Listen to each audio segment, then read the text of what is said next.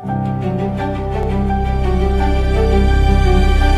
underdog's journey.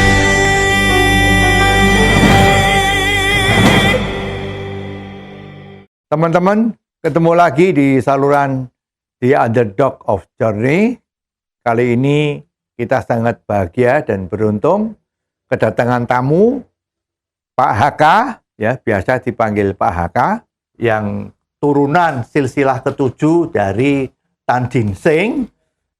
Beliau adalah tokoh dari Magelang yang selama ini tidak banyak dikenal, ya. Beliau Pak HK ini adalah pada awalnya adalah berusaha dari sebuah toko perhiasan atau toko emas yang satu, namun belakangan dia bisa berkembang menjadi toko-toko perhiasan di bawah naungan Mustika Gold yang sampai puluhan banyaknya. Di samping itu beliau juga mempunyai usaha lain yang tidak kalah serunya. Antara lain ada koperasi simpan pinjam dan juga ada sebuah hotel yang istimewa ada di daerah Borobudur. Baiklah, sekarang kita mulai bicara dengan Pak HK. Selamat datang Pak HK. Terima kasih Ya. Pak Rusmin. Terima kasih atas waktu dan undangan daripada Pak Rusmin. Pertama saya sampaikan kepada para pemirsa bahwa Pak Rusmin ini adalah mentor kami sebagai anak-anak yang jauh lebih muda dari Pak Rusmin, yang menurut hemat kami adalah mempunyai jiwa entrepreneur yang luar biasa dan selalu punya pikiran out of the box, ya, sehingga orang benar dari kota kecil, tetapi nama beliau dan perusahaan beliau semuanya sudah dikenal di seluruh Indonesia. Ini merupakan jadi inspirasi bagi kita-kita yang lebih junior ya daripada beliau. Tan Jin Sing itu bupati pertama yang diberi gelar Kapiten Secodiningrat. Oke. Ya, dan itu diberikan oleh Hamengkubuwono III, Ya. yang mana adalah ayah dari Pangeran Diponegoro. Ya. Begitu. Ini menurut cerita yang saya dapat dari para leluhur kami, bahwa Tan Jin Sing itu merupakan sosok dari putra dari Raden Ayu Patrawijaya yang mempunyai suami sambung dari Chinese, orang yang sangat berada dari Wonosobo, namanya Ui Telong. Ya. Nah, tapi dia karena beliau menikah dengan Raden Ayu Patrawijaya tidak mempunyai anak, maka Tan Jin Sing ini disekolahkan oleh ayah angkatnya di Nederland. Sampai sehingga wasih dengan 4 bahasa dan pulang. Waktu pulang diangkat oleh Hamengkubuwono II menjadi Menteri Luar Negerinya Ngayogyakarta Hadiningrat. Karena waktu itu Ngayogyakarta Hadiningrat itu kayak negara, Pak. Ya. Ya, jadi dia bersahabat dengan Hamengkubuwono III. Nah, dari perjalanannya waktu, Hamengkubuwono III jumeneng, beliau diangkat menjadi Bupati pertama Jogja. Ya. Nah, selanjutnya karena dia fasih berbahasa Belanda, Inggris, Prancis, dan lain-lain, maka dialah yang sering menemani para petinggi-petinggi dari luar negeri, Ya. orang Barat. Sehingga dialah yang diberi surat perintah dari Raffles untuk menggali Borobudur. Nah, di situ juga sangat mempunyai nilai sejarah yang sangat luar biasa karena Borobudur sekarang menjadi candi pusat dunia, candi Buddha pertama yang menjadi pusat dunia yang berada di dekat kota Magelang. Ya, itu yang saya tahu dari para leluhur saya, Pak Rusmin. Pak HK Ya. di samping tadi udah cerita mengenai turunan ke-7 tadi itu yang begitu bersejarah, namun beliau adalah juga seorang pengusaha. Ya, ayah beliau adalah pengusaha toko emas yang terkenal waktu itu dengan nama Mustika, toko Mustika, dan Pak HK ini setelah meneruskan usaha dari ayahnya ini berkembang menjadi banyak sekali usaha-usaha lain yang sampai hari ini luar biasa. Ya, kita akan senang apabila Pak HK bisa menceritakan bagaimana sejarah asal-usul dari toko emas yang terkenal waktu itu sebagai toko emas Mustika menjadi sekarang HK Gold dan seterusnya. Monggo Pak HK, waktu kami persilahkan. Ya, terima kasih Pak Rusmin. Jadi yang pertama-tama buka toko emas itu adalah nenek saya. Jadi nenek saya ini sangat luar biasa perjuangannya karena di usia 26 tahun sudah ditinggal mati oleh suaminya. Nah, jadi dia mau tidak mau harus membesarkan anak 4 laki semua dengan kesendiriannya begitu Pak. Nah, mulai buka nenek saya ini tanggal 1 Desember 1918. Itu bertepatan 1 minggu dari ayah saya lahir. Oh, Nah, di situ waktu itu masih ada kakek saya buka toko emas, tetapi begitu ayah saya usia 1,5 tahun, Pak, kakek saya meninggal karena kena pes. oh ya. Zaman dulu pes masih sangat merajalela dan tidak ada obatnya, jadi meninggal. Nah, di situ nenek saya berjuang membesarkan 4 anaknya. Ya, berjalannya waktu, ayah saya mulai mengambil alih usaha itu tahun 1949. Ya. Nah, dan berjalannya waktu 49 berjalan dikelola secara kekeluargaan ya, Pak, karena zaman dulu ya tokonya cuma 1 dan juga karyawan juga tidak terlalu banyak. Jadi dikelola secara ya keluargaan sajalah, tidak ada manajemen dan lain sebagainya.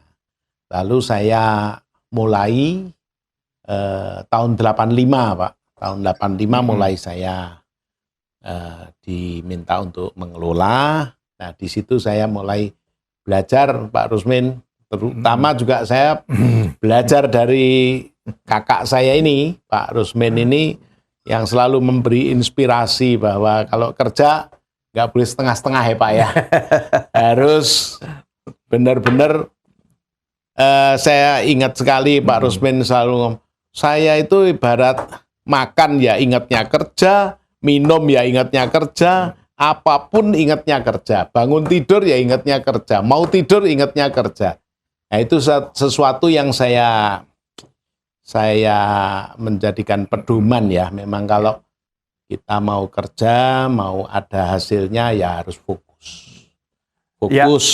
Fokus. Ya, Pak HK, gitu, ya. ngomong-ngomong ini kan sebelum ini kita dengar bahwa Yu sempat kuliah di kedokteran gigi di Jakarta, ya. Lah ini ceritanya bagaimana ini? Sudah sekolah setengah, artinya sekolahnya waktu itu kan susah ya. Yu sudah bisa masuk fakultas kedokteran gigi. Ya. Kok meninggalkan untuk terjun kembali ke bisnisnya, neruskan bisnis orang tua toko emas tadi? Itu ceritanya bagaimana? Jadi begini Pak Rusmin. Ya, saya memang waktu itu sudah masuk di Fakultas Kedokteran Gigi Mustopo. Ya. Ya, tahun 84 itu. Ya. Nah, saya berjalannya waktu dari tingkat 1 naik tingkat 2. Nah, cuman menurut hemat saya, setelah saya menimbang-nimbang gitu ya, saya kok rasanya lebih srek untuk bisnis gitu ya. Oke. Untuk bisnis gitu. Dan Lebih banyak saya tuannya? kira-kira? bukan, saya melihat papa saya, mama saya juga sudah usianya sudah cukup lanjut Pak ya, Oke, cukup lanjut pada waktu itu usianya sudah ayah saya 66 atau 67 gitu Pak. Nah, jadi sudah mengelola toko itu kayaknya sudah agak ogah-ogahan Oke. gitu ya. Saya pikir kalau nanti toko tersebut sampai turun sekali itu untuk mengembalikan lagi kan juga tidak mudah. Nah, kebetulan saya juga sudah ada calon istri, terus saya sampaikan ke ayah saya kalau saya sudah lebih baik saya tak kerja saja. Nah, di situ saya dibukakan sama ayah saya toko 1,75 meter kali 2,25 meter. Itu disewakan lah sama saudara papi saya. Oke. Nah, di situ saya mulai berjuang. Ya memang waktu itu Pak Rusmin, kalau saya flashback, itu ya sering saya ceritakan ke anak-anak, Ya. sampai anak saya menikah tahun 85 Pak ya. Ya. Saya punya anak yang pertama, Jin Audrey Santosa itu tahun 87, Ya. 2 tahun kemudian. Tapi setelah Jin usia 10 tahun, berarti tahun 97, Ya. saya tidak pernah dalam satu hari pun, di dalam 1 tahun 365 hari libur. Saya belum pernah Oke. libur. Ya. Jadi 12 tahun saya kerja, saya tidak pernah 1 hari pun libur. Ya. Ya, saya benar-benar mau berjuang dan saya berkeinginan untuk ya mempunyai satu legacy nantinya untuk anak-anak cucu saya bahwa kita kalau kerja ya harus benar-benar fokus, benar-benar maksimal dan ya kita harus selalu on the track gitu. Ya. Ya, itu yang By the way, ini selama ini kan you buka toko emas itu yang dikontrakkan ukuran kecil tadi itu ya. Iya, Memang pakai filosofinya tiada hari tanpa kerja. Ya, betul Pak. Ya? Betul sekali. Tidak pernah libur. Tidak pernah libur Pak, betul. Nah, ini ceritanya bagaimana kok you punya semangat yang seperti itu dan bagaimana dengan mengaturnya karyawannya untuk supaya bisa mengikuti jiwanya dari bos ini. Begini Pak Rusmin, ya. Pertama dari keluarga besar saya Pak, Ya. mungkin hanya saya yang tidak punya titel. Oh, Jadi keluarga besar saya Codiningrat itu hampir semua itu punya sarjana. Oke. Saya yang memang tidak. Ya. Itu merupakan sebagai satu cambuk ya buat saya. Karena saya terus terang kalau ketemu saudara-saudara saya yang semuanya titel, itu saya agak minder Pak. Minder. Karena semua kan ada yang dibanggakan ya sebagai dokter gigi, ada yang insinyur, ada yang pokoknya semuanya punya prestasi akademik yang baik gitu ya. Jadi saya kalau ketemu kan padahal setahun sekali kadang sering kumpul gitu. Saya terus terang minder ya. Saya bagaimana ya, saya harus memperjuangkan harga diri saya dengan berjuang supaya ya saya tidak terlalu direndahkan sekali lah istilahnya, karena memang edukasi saya paling rendah di antara saudara-saudara saya gitu ya. Jadi saya berjuang melebihi mungkin daripada saudara-saudara saya yang lain gitu. Ya, tetapi kan itu kan gelar-gelar sarjana dari saudara-saudaranya Pak HK ini kan gelar akademis yang menurut banyak orang itu teori. Saya nggak tahu Pak. Tapi menurut dari kacamata saya toh Pak, ini dari kacamata saya merasa minder Pak kalau ketemu mereka itu kan ya orang-orang intelektual ya, orang-orang bener sangat-sangat intelektual semua. Mereka kalau bicara, apalagi kalau yang dari dokter-dokter itu semuanya kan Kebetulan family saya banyak yang dari kedokteran, Pak. Ya. Jadi senang saya kalau melihat, mendengarkan mereka Ya. itu apa ya, mempunyai figur intelektualitasnya itu bagus gitu ya, Pak ya. Ada yang minder jadi. dan ada yang ngomong bahwa menjadi pengusaha itu sebetulnya jauh lebih susah dari sekolah ya. Sekolah itu kan ada kurikulumnya. Kamu belajar, kalau udah bisa selesai ujian selesai lah udah ilmunya seperti itu. Tapi you terbukti sebagai pengusaha ini kan, bayangin tuh kerjanya nggak pernah berhenti. Katanya you makan tidur tiap hari tiap jam tuh mikirin bisnis terus ya kan.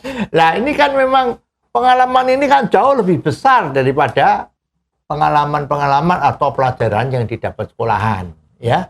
Nah menurut you bagaimana pengalaman kerja you yang demikian hebatnya ini kok bisa menjadi you sukses seperti sekarang ya? Artinya nggak cuma satu yang dirola, tetapi masih banyak toko-toko yang sejenis yang you lola di bawah nama Mustika Gold ya. Nah, coba ceritakan ini supaya teman-teman tuh ya paling sedikit Ya, bercipratan ya. Begini, Pak Rusmin. Kalau dari hemat saya, Pak ya, dari hemat saya, setiap pekerjaan apapun itulah, tidak hanya toko emas, apa mau jadi apapun ya. Kalau yang dari hemat saya, orang penting fokus, Pak. Fokus. Jadi kalau fokus itu ada titik hitam aja kita lihat, Pak. Sedangkan banyak pengusaha yang kerja keras, tetapi dia tidak detailnya dia tidak tahu. Saya waktu mengerjakan di toko perhiasan, Pak, mungkin di zaman saya yang bisa matri mas belum tentu banyak. Oh, Saya ya. bisa. Oh, Matri mas saya bisa. Ya. Ngereparasi saya bisa. Oke. Jadi apapun, sekecil apapun bagian di perusahaan saya menguasai. Jadi otomatis saya bisa mendelegasikan kepada staf-staf saya, anak buah saya, sehingga kalau ada sesuatu hal yang dihadapi anak buah saya di dalam perjalanannya pekerjaan itu, saya bisa memberikan konsultasi. Oke. Karena saya memang memahami, mengetahui gitu ya. Dan saya memang dari dulu biasa detail, Pak.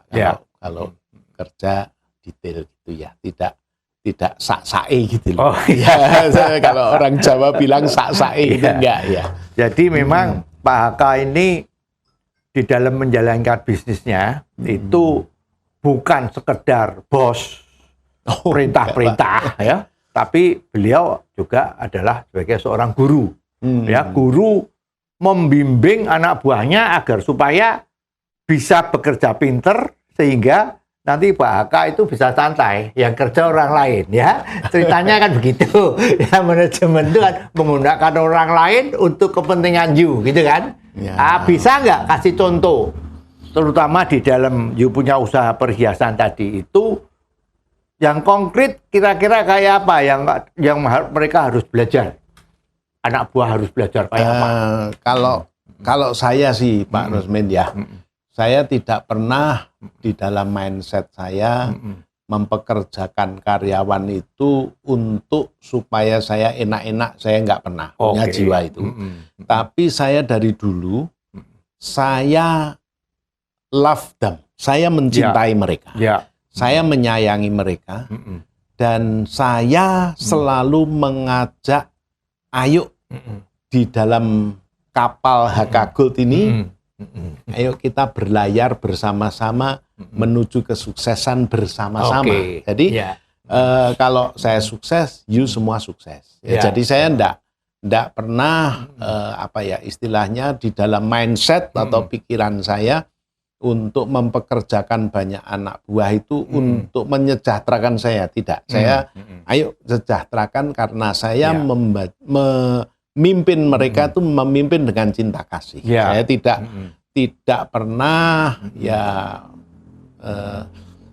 marah ya, mungkin pernah, tapi kita tidak biasa kerja dengan marah-marah, saya Oke. jarang ya, jarang sih. Saya lebih banyak menganggap mereka anak-anak saya, begitu Pak. Jadi ya kebetulan sampai hari ini pun anak buah saya itu menganggap saya juga seperti bapaknya, jadi satu sama lain saling mencintai. Gitu, Ya. Pak. Ya. Bagaimana you bisa memberi contoh sama nanti pemirsa semua itu kayak apa salah satu kasus yang menurut you paling penting di dalam pembelajaran terhadap anak buah itu? Ya pertama paling nomor satu adalah memberi teladan. Oke. Nomor satu Pak. Kan mereka tahu saya bangun jam 4 pagi. Oke. Mereka sudah tahu. Jam 5 pagi mereka sudah terima WhatsApp dari saya. Oh. Ya, mungkin motivasi apa itu jam 5 pagi dari dulu sampai sekarang manajer-manajer ya utama Ya, itu sudah selalu mendapatkan motivasi dari saya, atau bahkan kalau ada perubahan meeting saya selalu pagi untuk, dan meeting itu juga selalu saya sisipi bahwa di dalam kita menjalani hidup itu, kita ini kan anu ya Pak, ngomong-ngomong sedikit filosofi Pak ya. Setuju. Saya punya pemikiran bahwa kita ini semua orang itu sebenarnya di dalam perut ibu kita itu sudah dilindungi. Oke. Ya, sudah dilindungi. Yang kalau kita bayangkan di dunia ini ada ozon itu ya. Oh, iya. Ozon ya, ozon. Sebenarnya kita ini di dalam perut ibu aja kita tuh sudah ada yang melindungi. Oke. Yaitu Ya. Tuhan Yang Maha Esa ya, Ya, Pak ya. Nah, di dalam perjalanannya hidup kita, ya, kalau kita jalannya benar, kita nggak pernah jahatin orang, kita selalu kalau mungkin bisa menolong ya bisa menolong, yang baik itu, ozonnya itu semakin kuat menurut saya. Ya.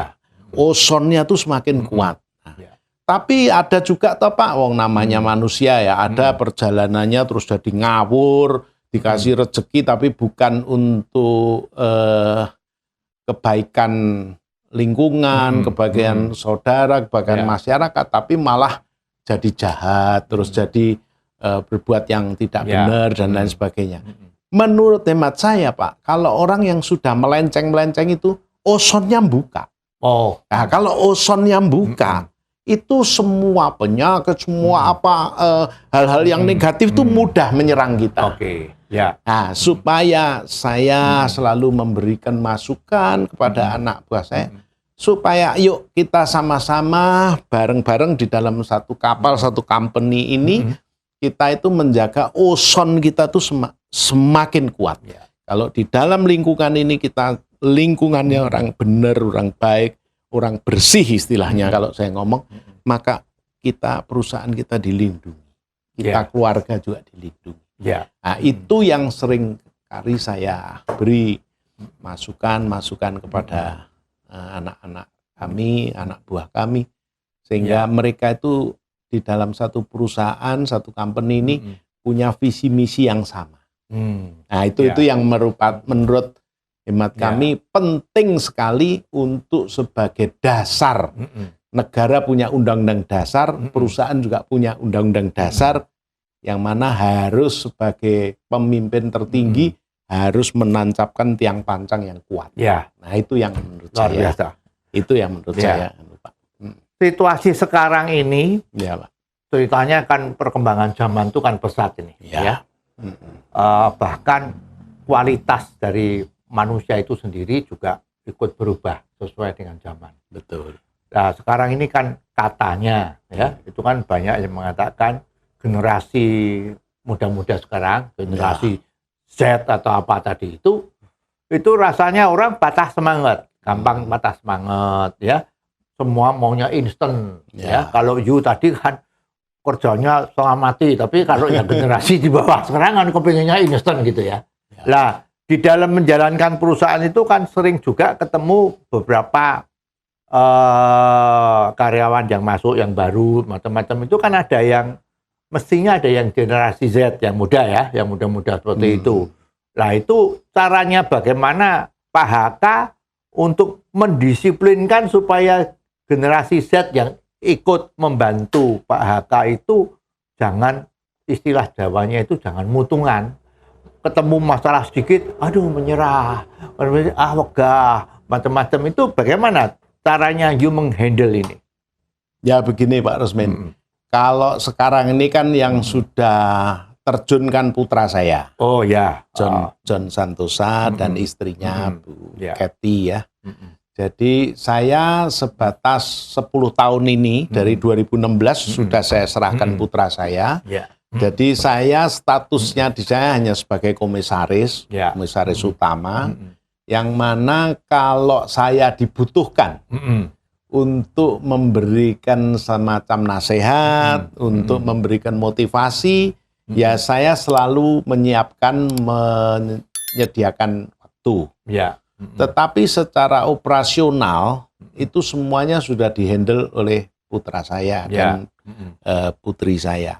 Ya. Jadi untuk menghadapi anak-anak muda yang seperti itu, menurut hemat saya, karena apa yang disampaikan oleh Pak Rusmin itu juga dirasakan oleh di perusahaan saya, bahwa sekarang generasi stroberi lah orang bilang, kayak gampang sedikit melenyok lah, ada ketanggok sedikit balik kanan dan lain sebagainya. Ya, menurut hemat saya Pak, memang setiap perusahaan kan punya SOP dan SOK, standar operasional prosedur dan standar operasional kerja. Itu yang kita jadikan undang-undangnya, bukan undang-undang dasar. Kalau undang-undang dasar itu adalah mentalitas, satu integriti ya. Tapi kalau undang-undangnya itu adalah satu kesepakatan bersama. Bahwa sebelum you sign sebagai tenaga atau karyawan HK Gold, kamu tuh sudah baca dulu loh bukunya. Bukunya ini kamu harus begini, harus begini, harus begitu, dan semuanya setuju dengan tidak ada paksaan. Ya, semuanya harus dengan serta-merta menjadi bagian daripada HK Gold itu harus menjadi seseorang yang bangga, bukan orang yang terpaksa. Gitu ya. Itu harus menciptakan suasana seperti itu. Ya. Nah di situ ya memang Pak Rusmin, karena dari karyawan-karyawan itu kan juga dari berbagai macam latar belakang keluarga yang berbeda-beda ya. Jadi kita tidak bisa untuk menyamakan persepsi. Tapi paling tidak kalau kita sering bertatap muka dan memberikan motivasi dan memberikan satu input-input yang positif. Jadi kami sering Pak, hampir seminggu sekali kita sering bertemu, bahkan kalau setiap hari itu di setiap perusahaan atau setiap departemen-departemen tempat kami itu tiap hari ada semacam role play Pak. Mungkin dulu anak buah yang di sini kan ada juga ya, tahu semua ada role play. Role play itu tujuannya apa? Ngingetin loh. Ngingetin kamu tuh harus begini, harus begitu. Jadi kalau sudah tiap hari dijalankan, otomatis terus seperti ya kalau minum ya ini ngambil gelas minum begini kan gitu Pak. Tapi kalau enggak kan, kalau orang yang tidak pernah dipelajari minum pakai gelas kan nggak tahu toh. Kalau misalnya kayak orang zaman dulu purba gitu ya mungkin minum tinggal ngambil air diminum kan begitu Pak ya. Jadi menurut hemat saya semua itu butuh latihan. Memang Pak ada yang setelah dilatih bisa menerima dengan baik, bisa juga ada yang malah reject Pak, malah jadi tidak menerima. Wah, aku nggak mau kok kayak gini, aku resign aja. Memang banyak yang seperti itu. Tapi kita nggak usah patah semangat menurut saya, karena kita merekrut anak buah itu mengajari baik kok, mengajari satu tanggung jawab. Kalau dia punya penghasilan kan dia juga bisa tanggung jawab terhadap keluarga, kan begitu ya. Jadi menurut hemat saya ya, pokoknya asal niat kita baik, hasilnya pasti ada yang baik. Gitu, menurut saya gitu Pak. Amin. Amin gitu Pak. Tadi you ngatakan bahwa karyawan yang di bawah pengelolaan usaha-usahanya Pak HK ini kan kurang lebih di atas 200 orang itu. Ya. Nah itu bagaimana rekrutmen you kok bisa mendapatkan anak buah yang demikian hebatnya, itu rekrutmennya bagaimana? Ya saya rasa semua perusahaan sama Pak. Rekrutmen ya kita akan sering ikut di dalam pameran-pameran tenaga kerja itu kan sering ikut karena diundang dari pemerintah baik kota maupun kabupaten kalau untuk itu. Tetapi setelah dia itu menjadi bagian daripada kita, otomatis dia itu kan ngerti daripada profil company kita toh Pak. Oke. Ya mau jujur, nggak jujur, itu kalau kita punya profil company itu baik, ya otomatis akan menjadi incaran bagi orang-orang pencari kerja, gitu loh. Terus ada testimoni daripada mantan-mantan karyawan kita ataupun karyawan kita yang sudah lama-lama itu ada testimoni itu ya menyebabkan orang ada bergairah untuk ikut kerja di company kita gitu ya Pak. Jadi begitu mereka masuk, mereka mendapatkan satu penjelasan, mendapatkan satu profil company kita. Ada toh Pak yang punya bayangan, saya besok suatu saat ditunjukin hierarki perusahaan, saya akan menjadi manajer. Nah, gitu. Tujuan saya, saya mau jadi kasir, saya mau jadi manajer bagian apa. Nah, itu sudah satu angan-angan. Memang Pak, saya selalu katakan ke teman-teman, baik seorang profesional maupun seorang pengusaha, nomor satu harus punya ambisi. Itu nomor satu. Karena kalau tidak punya ambisi, sudahlah. Selesai. Yang kedua harus punya imajinasi. Itu sering kali saya memberi masukan tuh. Harus punya imajinasi. Kalau punya ambisi tapi tidak punya imajinasi juga tidak ada gunanya. Tidak ada gunanya karena ambisinya jadi ngawur. Kalau punya imajinasi, saya ini mau ke Surabaya loh. Istilahnya gitu. Kan tentu mikirkan mana saya jalan tercepat sampai Surabaya dan saya jalan terselamat sampai Surabaya dan saya nanti sudah sampai Surabaya saya mau apa? Itu kalau tidak ada imajinasi kan nggak bisa Pak. Nah itu imajinasi sangat penting. Ya yang saya sering sampaikan yang ketiga ya punya hoki. Iya kan, saya bilang yang penting 3 punya hoki. Nah itu banyak sekali Pak yang DM ke saya, lah Pak supaya dapat hoki itu gimana kan gitu. Nah itu mungkin dalam kesempatan yang baik ini saya sedikit mengelupas soal hoki Pak. Orang kadang-kadang, wah iya loh saya sudah kerja mati-matian tapi saya nggak punya hoki, nggak pernah berhasil gitu. Jadi menurut ini analisa saya sendiri, saya tidak baca dari A, B, C, D dan tidak, tapi saya rangkum dari perjalanan hidup saya sendiri. Bahwa hoki itu menurut saya adalah bagaimana caranya bisa mengerti bahwa orang yang lamar kerjaan di tempat you, seperti misalnya you dipanggil, diminta dari pemerintah daerah untuk ikut job fair macam-macam itu ya. Cincin 100 biji misalnya. Saya berikan. Terus yang dari ini ngecek. Itu ada bukunya sendiri Pak. Terima, saya kasih tanda tangan. Yang menerima setelah ngitung dia tanda tangan.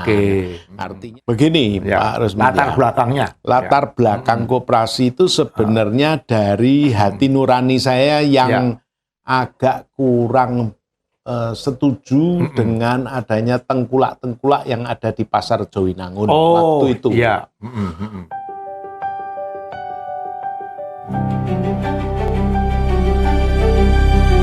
The underdog